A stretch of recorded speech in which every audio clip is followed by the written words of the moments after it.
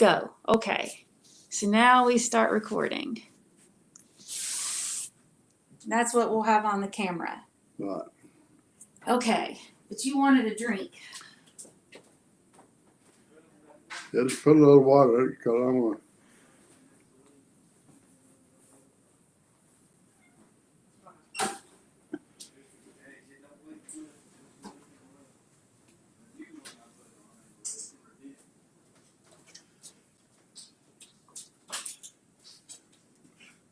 Here you go. It's cold. Yeah. Okay. So this is just about your life. And you don't have to answer anything you don't want to. Okay. And so this is for the county archive. And it's going to be online starting in July. But if you want to take anything out, we can do that too. Why would we want it online? Because we were doing a whole archive of all stories from the county, different people's lives. Okay. All right. Let me see. So we'll start with your name, your birth date, and where you were born. My name is Billy William Shuford. I was born 11/4/36 in And- McDowell County at home. In 1936. Right. And you were born at your That was from house? at my house, yeah.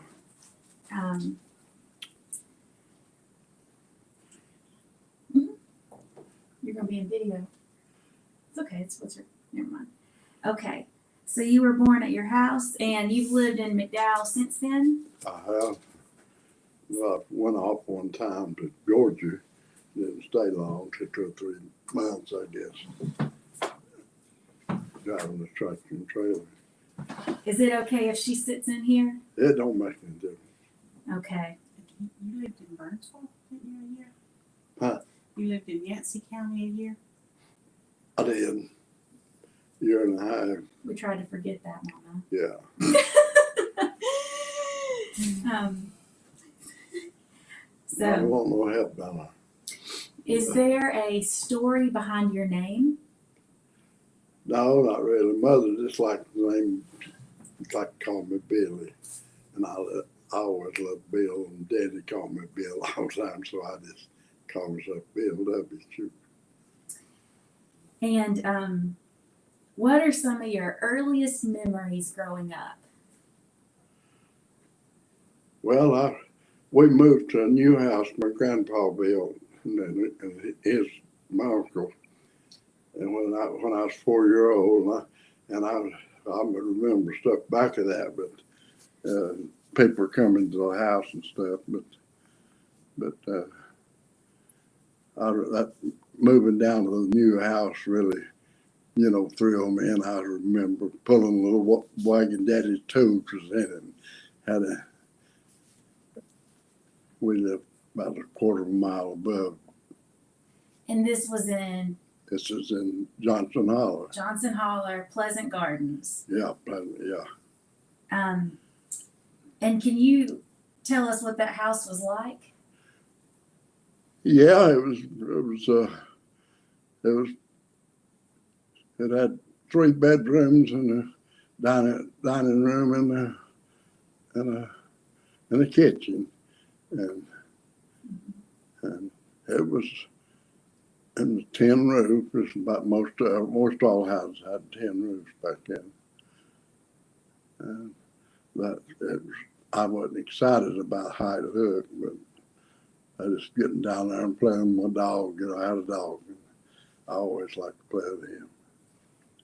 And what kind of work did your parents do? Well, my dad, he farmed, and when he wasn't farming and working at Drexel Furniture Company, he laid blocks and rocks and stuff. He was a worker. he provided mighty good, and we're 5 children. There's 5 of us. And, well, there wasn't but 3 when we moved down there, but there's 2 more born after that. Are you the oldest? No, I'm the second. My sister Trina was oldest. Serena, Bill, Josephine, Louie, and Dorothy.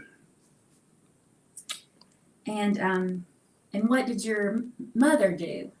My mother, she just kept us children, kept us fed good and in line good. Full-time job. Full-time job. Did anybody else live in your house, or was it just? No, later in life, my mother's mother lived there, I guess 3 or 4 years before she passed away. And what was your?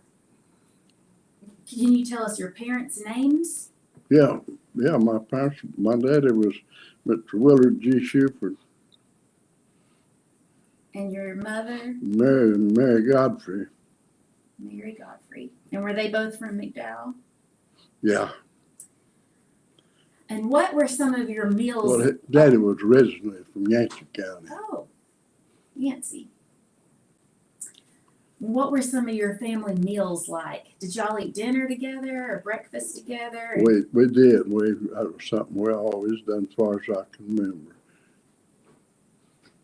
Because the reason of that, Dad wanted to see all his children, and that was the only way, you know, he could possibly see us all, and we just huddle around that table, 3 times a day, and that's it. And always had fed good. And what was a normal day like for you growing up?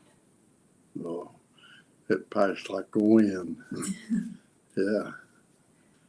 You'd wake up. Yeah, I wake up, go wash up, and head for the table. Yeah. Have breakfast Oh, together? yeah, breakfast together. Yeah. And then did you walk to school or catch the bus? We always rode the bus, the school bus. And then come back home. And did you have chores? Oh, yeah, I got bigger. When I was 6 or 7, I guess. I started milking the cows and stuff like that, and feeding the pigs and whatever. And what did you all do for fun when you were little?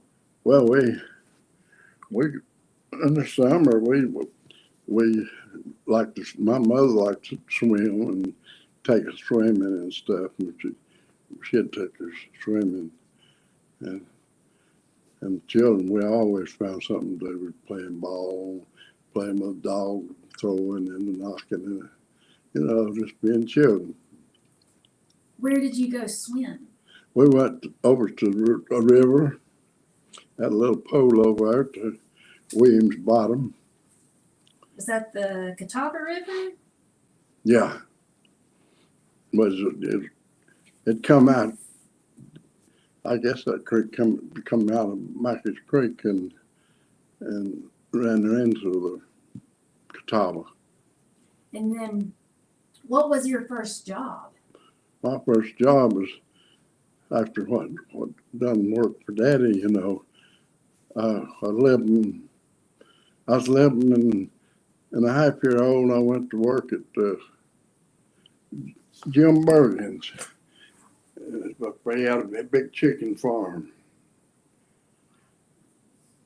And I worked there till I was 16 year old.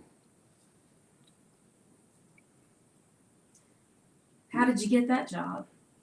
Well, I just told Mother one morning I wanted to make some money, and I knew where to go, I believe, and I went up the road and I rode my bike up there to Mr. Bergen's, and he said, "Boy," said, you're awful a little bit wanting a job." I said, I'm pretty strong, Mr. Bergen. And he said, "Well, he said, you see that man going right there?" I said, "Yes, sir." He said, "Well, I just fired him." He said, I was looking for somebody, but he said, "I don't think you can." But he said, "I'll tell you, I like, well, you talk. So if you can handle some stuff I show you, said I'll put you on. And we went up to this shed, and he wanted me to pick up some big old barrels of buttermilk. They called it for chickens, weighing about 50 pounds. And he said, "Could you put one of them on that wagon?" I said, "Yes, sir." And he said, "Well, I've got a heavier job than that." I said, "Well, let's see what you got." And he said, "Well, I got 8 chicken houses, and I've got big old barrels in there, and they have to have 300 pounds of feed in them every week." And so he loaded, told me where the feed was at, and I throwed them on the wagon. And he said, "Man," and we went to the chicken house, and the barrels was pretty high, about big old barrels. And he said, "You put one in there?" I said, "I think I can." And sure, I poured one in there for him. And he said, "You got your job." And I said, "Well, that's what I come after."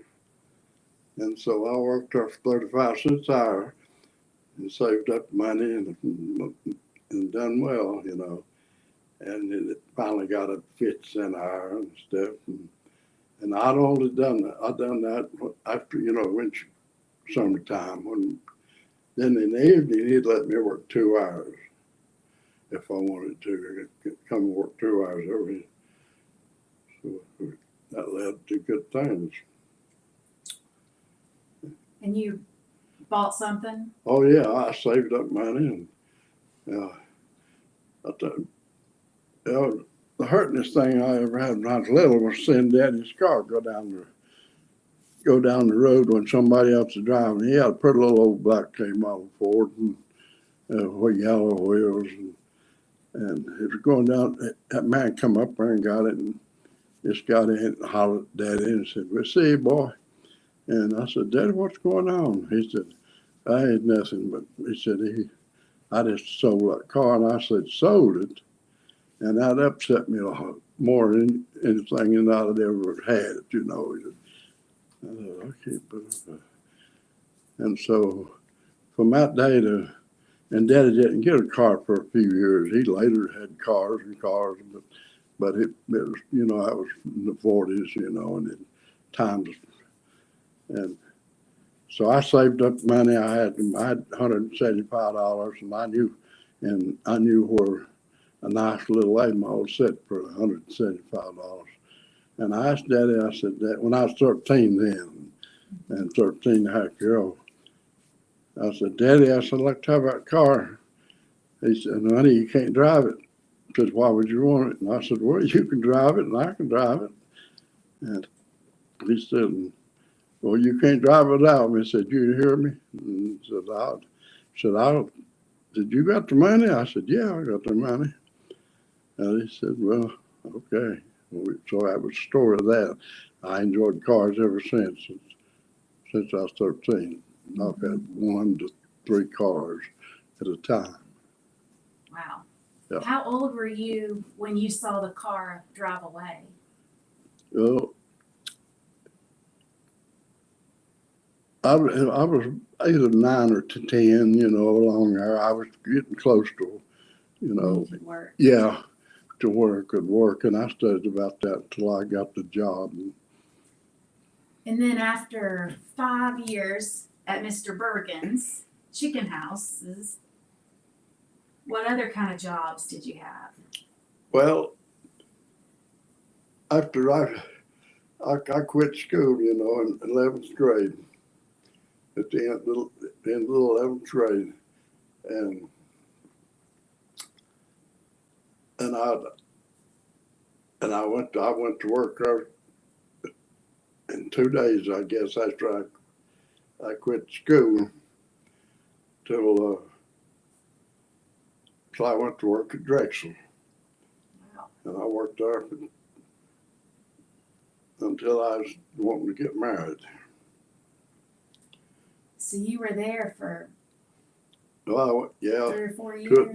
about 2 years and a half to be precise, yeah, And Drexel was a furniture company? yeah. And was that in PG? No, it's mine. Marion. Well, what's been your favorite job?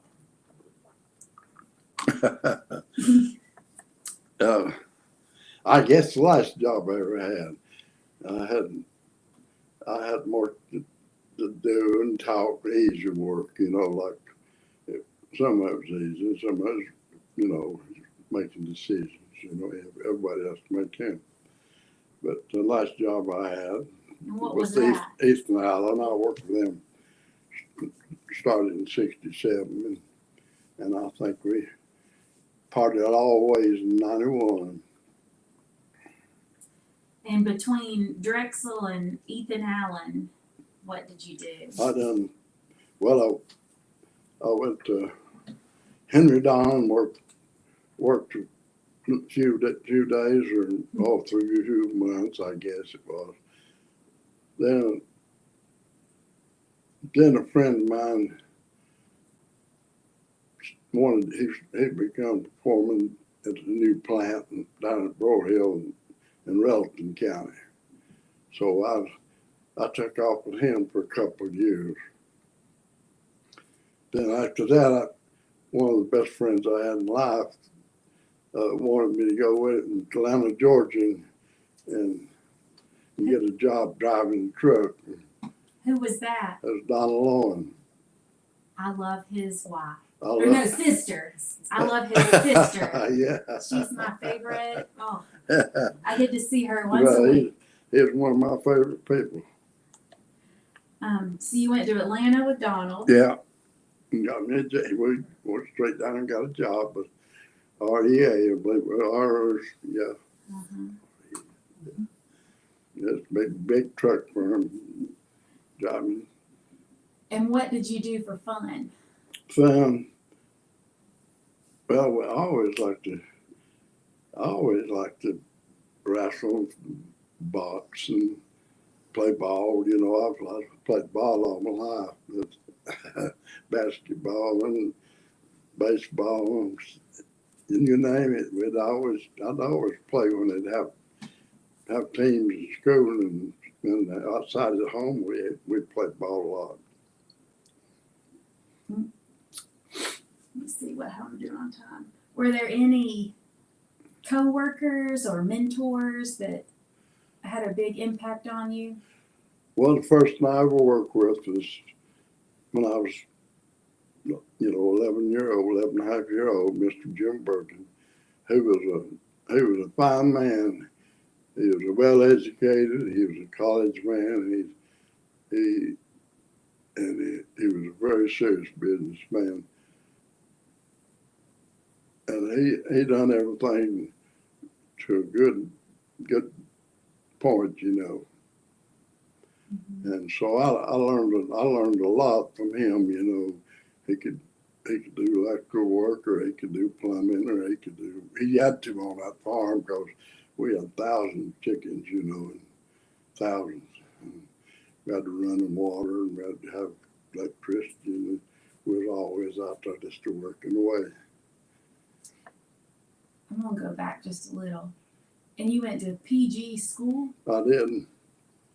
And that was the middle school and the high school? Yeah. The whole way through? Yeah. Okay. Anything you particularly stand out about going to school there? That you enjoyed or didn't enjoy? No, I never put myself into studying like I should have. I didn't mind going to school that bad, but I didn't try that much, and I never started trying to learn real good and studying books and stuff till after I went to Atlanta, Georgia. And when I come out of there, I knew I needed to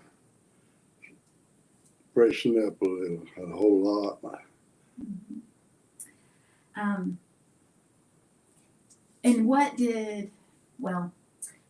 let's see here. And how has your community changed over time? Well, it's changed a lot. Say when we was growing up, our neighbors in the hollow there, it wasn't nothing for your mother to say or their mothers to tell their children to run out to Aunt Alice or run out to Miss Woody's or so forth and so on. Buy a cup of coffee, not in a cup, but buy a little coffee or whatever mother run out of, that wasn't often, but that was kind of neighbors we had, and we believed and loved each other, yeah. And we had porches and sit on them, and laugh and talk. And nowadays you don't see much together except ball games and something, Mm-hmm. socials. What kinds of, other than the porch, what kinds of events or traditions have brought people together throughout your life? Well, You said ball games. ball games and churches, just in churches, and I'd go to a few movies along. We had a movie theater in Marion, and I'd go there once in a while, and that was about it. Hunting. Oh, yeah, I'd done a lot of hunting. My daddy hunted up me. Yeah, we did a lot of hunting. We coon hunted all our life. And that's changed because you don't have as much land to explore Yeah, anymore. they wasn't. Yeah, the population when I was a kid was just 130 million in the United States, and you can tell how. I mean, now I don't know, but And racing. what? Racing. Yeah, I love car racing when I got bigger, Was that here in McDowell? Well, we did have had some motorcycle tracks. Had one out here in West Marion, and we had car racing at Hickory, North Carolina, and we started going to Hickory. I went about all my life. And one of your early jobs was driving people to town? Oh, yeah, I did that. Yeah. Well, when I'd be home, there'd always be somebody want to go to town, and so I'd take them if I was available, and I charged them 50 cents. And you'd wait and take them back home? yeah, well, I never had to wait long for nobody. Just people had respect, like that, and they'd get whatever they wanted, or tell me, that there's going to be so long, and so I'd come and get them. And so it worked good. I made a lot of money that little car that I had. Wow. And were you in any local organizations or churches or different community groups? Yeah, I was a church goer too. I started, we went to church and in fact, I got saved when I was 12 years old. The Lord touched me, spoke to me one night, and He never let up. And I didn't go to the altar there singing, but the Lord spoke heavily to me, that I felt His presence drawing me, and I never had that feeling before, and I went out of that church in the dark, and it stayed dark the next day, so I couldn't get my mind off of it, so I wanted to get back with the Christians and the people at church, and that night I fell in the altar and asked God and told Him yes, I was His and He was mine.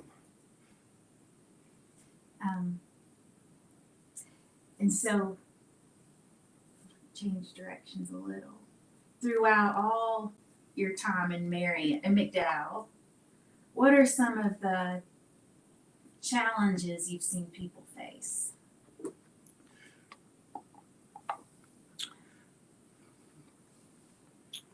Challenges. Everybody's had challenges.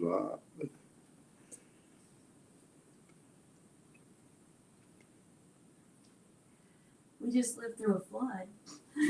Most neighbors, you know, just need a helping hand. Mm-hmm. And with, you know, winter times, just like they are now, maybe a little worse back in, I don't know. But you helping people with their wood and their coal. A lot of people use coal back then, carrying in coal for old people and stuff. You know, that was a great blessing to me to help people. But the real challenge was just finding work and stuff for the people.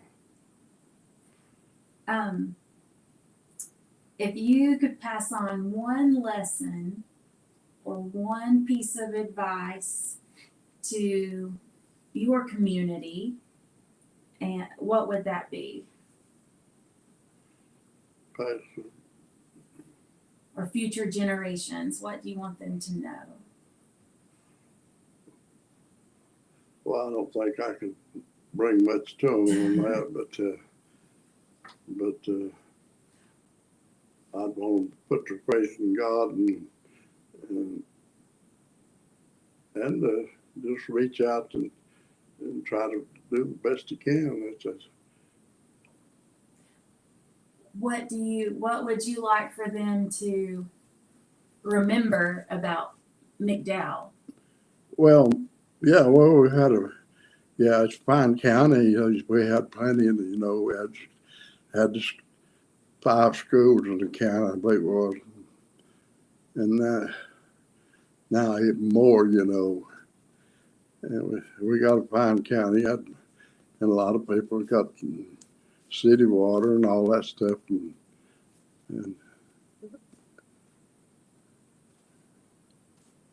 Mm-hmm. yeah. How do you want to be remembered?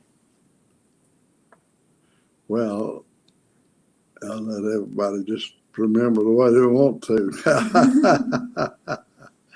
I just let them remember the way they want to. Do you have any other questions? That's good. We talk about, let's see, what advice you would give people, how McDowell's changed.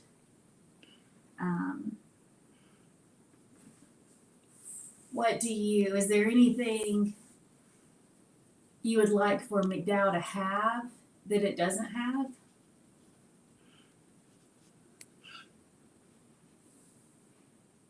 No, I think our county